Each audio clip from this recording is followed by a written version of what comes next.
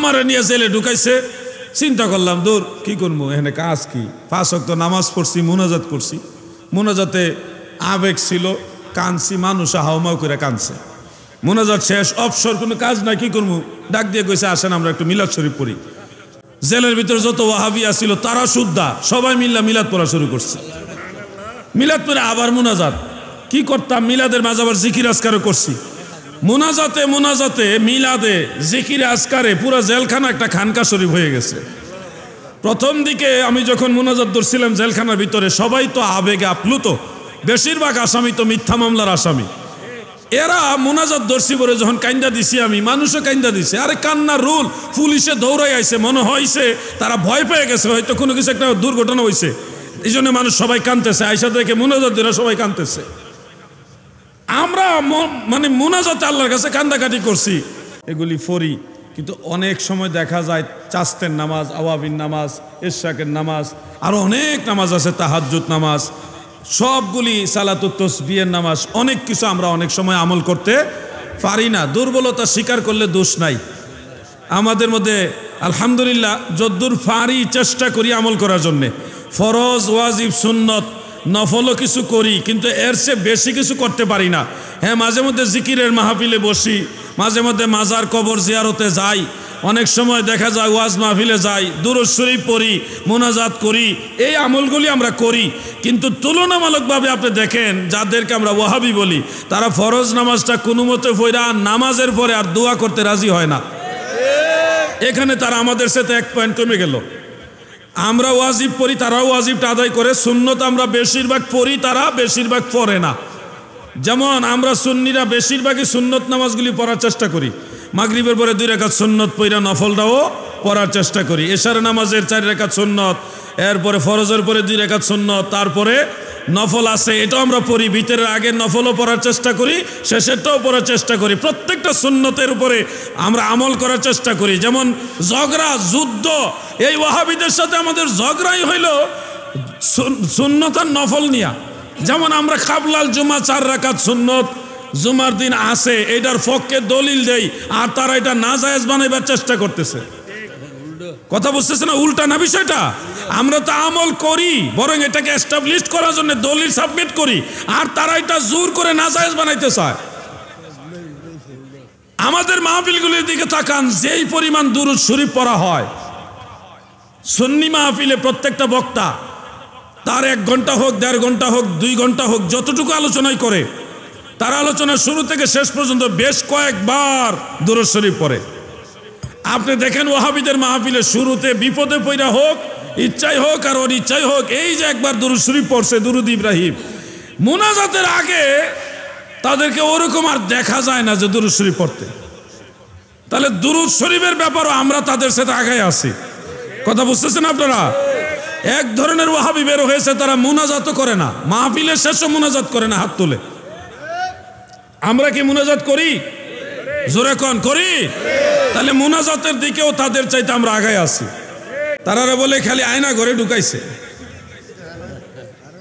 এত আয়না ঘর কই ছিল? কত মানুষ জেল খাটলো, কেউ কইল না আয়না ঘর আছে। আমিও তো জেলে গেছিলাম, আপনারা কি জানেন না? আমিও তো জেলে গেছিলাম, আয়না ঘর আছে এই খবর তো জানতাম না।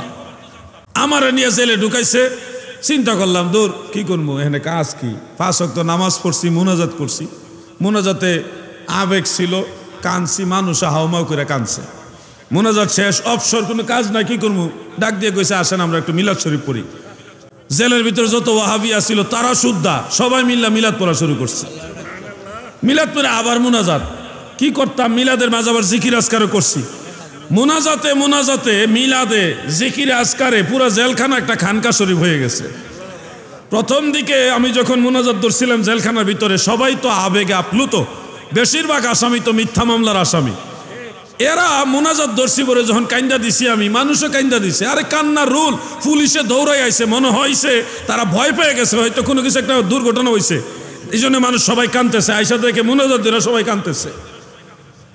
আমরা মানে মুনাজাতে আল্লাহর কাছে কান্দাকাটি করছি। 17-18 বছর, 20 বছরের মতো বয়স, এরকম 10-12 জন ছেলে, এই কিশোর আর কি, তারা আসছে। একটা মুনাজাত শেষে বসে রয়েছি আমি একটা এই জেলের একটা কোনার মধ্যে বসে রয়েছি। তো আইসা কো হুজুর আমরা দুইটা কথা কইতাম। কি কইবি ক? হুজুর আমরা কিন্তু খারাপ মানুষ। অসুবিধা কি? কম বেশি সবাই খারাপ, তোরা কি খারাপ? কি খারাপ করছ? হুজুর আমরা চিন্তাই করি। কি করে? চিন্তাই করে, চুরি করে, পকেট মার। তো আমি বললাম তো এইগুলি করস কেন? হুজুর আসলে যা করছি কিন্তু আপনার মোনাজাত আমরা মনটা নরম হয়ে গেছে, আল্লাহ কি আমরা মাফ করব? আমি বললাম তোমরা কি আকাশের তারার সমান পাপ করছো? না, এত পাপ করে নাকি? এত করছি না। আমি বললাম তোমরা কি জমিনের বালুকণার সমান পাপ করছো? হুজুর এত খারাপ না। খারাপ হইতে পারি, এত খারাপ না। পোলা ভাই এখন ঘুরছে, কোন আমরা এত খারাপ না। আমি বললাম তাহলে আল্লাহর রহমত অসীম, তোমরা আল্লাহর কাছে মাফ চাও, ক্ষমা চাও, তিনি অবশ্যই তোমাদের মাফ করবেন। তিনি বলছেন লা তাকনাতু মির রাহমাতিল্লাহ, তোমরা আমার রহমত থেকে নৈরাশ হইও না। এরপর আমি বললাম যদি আল্লাহর কাছে তোমরা মাফ চাওয়ার পরে মাফ না পায়, তোমাদেরকে আল্লাহ মাফ না করে, তাহলে আমি আল্লাহর কাছে কমু তোমরা মাফ করার লাইগা। ফুলা হয় ছোট মানুষ তো, আচ্ছা হুজুর আপনি যেহেতু কইছেন আল্লাহর কাছে মাফ চামু। পরে মোনাজাতে ছেলেগুলি খুব আবেগ নিয়ে কাঁদছে। আবেগে কান্দার পরে মানে আমি নিজেও তো আমি তো আর বাইরে যে এত আন্দোলন চলতেছে আমি তো জানি না। আমার জেলে দিছে, জেলে দিয়া জেলের যে মানুষেরা সবাই ওখানে মানে জেলখানার ভিতরে ভালো আছে, কান্দা কাইটা ভালোই আছে, আল্লাহর কাছে কান্দতেছে, ভালোই লাগতেছে। বিড়ি খাওয়া পর্যন্ত জেলখানায় কমে গেছে। বুঝেন না কিরকম একটা অবস্থা তৈরি হয়েছে? 1 সপ্তাহ জেলে ছিলাম, 1 সপ্তাহের ভিতরে 4 ভাগের 3 ভাগ আসামি তারা জামিন পেয়ে গেছে। ওই ছেলেগুলো যারা আমার কাছে আসছে এরা আমার আগে জামিন পেয়ে গেছে। আমার তখন একটা ভয় ঢুকে গেছে, উমা এর আল্লাহ মাফ করে দিছে, আমার দিহি মাফ করলো না। তাদেরকে যেহেতু জামিনের ব্যবস্থা হয়েছে নিশ্চয়ই আল্লাহ তাদের মাফ করছে, আমার এখন আল্লাহ জামিনের ব্যবস্থা করছে না, আল্লাহ মনে হয় আমার মাফ করছে। আমার ভিতরে একটা ভয় ঢুকে গেছে, ও আল্লাহ আমারে কি তাহলে তুমি মাফ করছো না? এই আরো একটা ভয় ঢুকে গেছে আমার ভিতরে, আরো চলছে। এই 1 সপ্তাহ মাত্র 7 দিনের ভিতরে পুরা জেলখানা যেটার মধ্যে আমি ছিলাম, জেলখানাটা খালি হয়ে গেছে। অল্প কয়েকজন মানুষ যারা যাবজ্জীবন প্রাপ্ত যারা আসামি আশেপাশে জেলে যারা আছে তারা বলল জীবনে এত আসামি জামিন পাইতে আমরা দেখছি না, পুরো জেলটাই খালি হয়ে গেছে। আমি সেদিন বুঝলাম বান্দা যদি আল্লাহর কাছে দোয়া করে আল্লাহ খালি ফিরায় না। জেলখানায় যাই আমরা আল্লাহর সাথে প্রেম করি, আল্লাহর সাথে সম্পর্ক করি, আর এরা গিয়া খালি কোন জায়গায় আয়নাগর, কই আয়নাগর? আমি আয়নাগরই তো খুঁজে পাইলাম না। আগে কোনোদিন আয়নাগরের কথাও শুনলাম না, এরা খালি আয়নাগরে যায় আর এই সিফাত যায়, এই আজাবে যায়, এই গজবে যায়। তোরা দুনিয়া তো আজাবে গজবে, আখেরা তো তোরা এরকমই হইব।